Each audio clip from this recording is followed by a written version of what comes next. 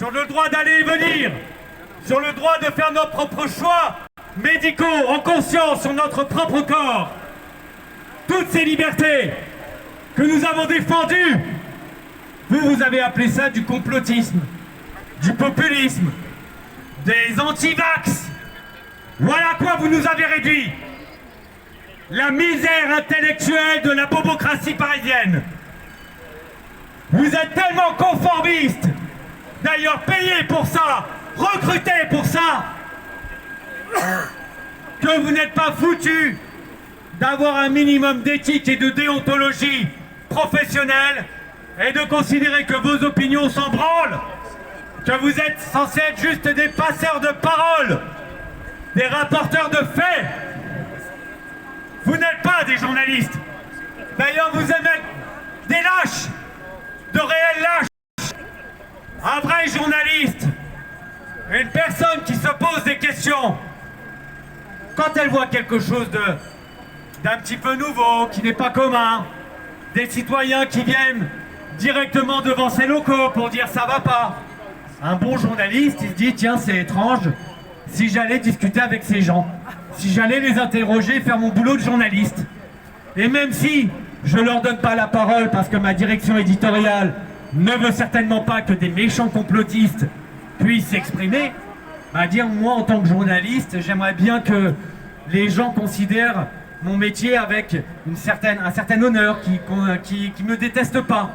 J'ai pas envie, sous prétexte d'être journaliste, d'être détesté. Mais vous en branlez.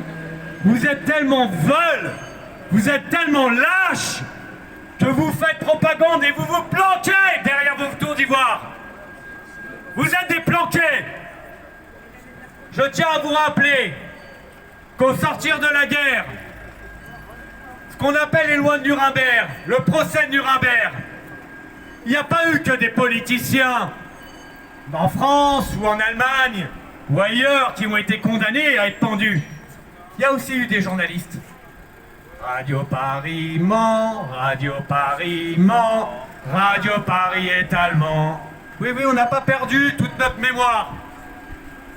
Vous savez, vous nous faites chier avec cette logique mémorielle permanente pour toujours considérer que la France devrait être salie, que tout ce qui s'est passé dans notre histoire est là pour nous ruiner, pour nous dire qu'on n'a pas le droit d'exister, qu'on n'a aucune prétention à pouvoir être fier de notre pays.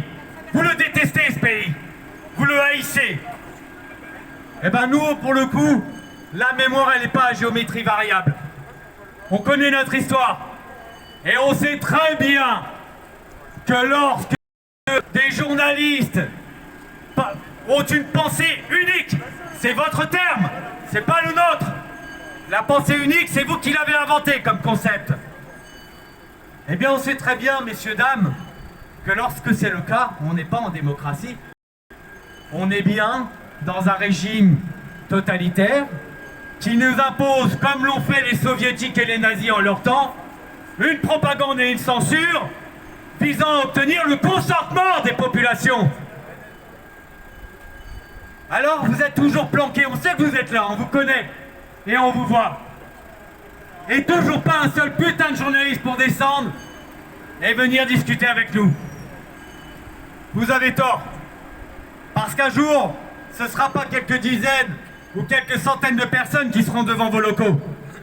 Ce sera des centaines de milliers, voire des millions. Et là, on n'aura plus du tout le contrôle. Et on ne chercherait même pas à l'avoir, à vrai dire. Ça vous dépassera. C'est pour ça qu'il serait plus intelligent de votre part de venir discuter avec nous, tant que c'est encore possible. Tant que vous avez encore la possibilité d'avoir des policiers qui assurent votre sécurité, des gens bien disposés, qui restent pacifiques et civilisés. Mais vous croyez que lorsque la colère, lorsqu'elle aura atteint son summum, lorsqu'on sera au pic, au grand soir venu, que les gens vont vous pardonner? Vous savez très bien que les Français vous haïssent. Vous avez les enquêtes du Cevipof. C'est pas tout à fait complotiste, c'est Sciences Po qui les fait avec un grand institut de sondage. Et qui témoigne que parmi les institutions les plus délégitimées par les Français vient à ex-aequo avec les syndicats et les partis politiques, les médias. Eh oui, les Français contre toute attente, ceux qui mettent en haut du podium dans leurs préférences, c'est la police nationale, c'est l'armée, c'est tout ce qui est relatif aux soins, les hôpitaux, les pompiers. Mais les médias, vous n'avez aucune crédibilité. Tous les Français vous détestent. C'est pas les fuites, nous, qu'on déteste. C'est les journalistes. Tout à fait. Il y a certains journalistes alternatifs qui vous donneraient des leçons dans votre métier. Pour ma part, j'en rajouterai pas plus, mais j'invite tous les camarades qui auraient quelques griefs à leur faire valoir à prendre le micro maintenant.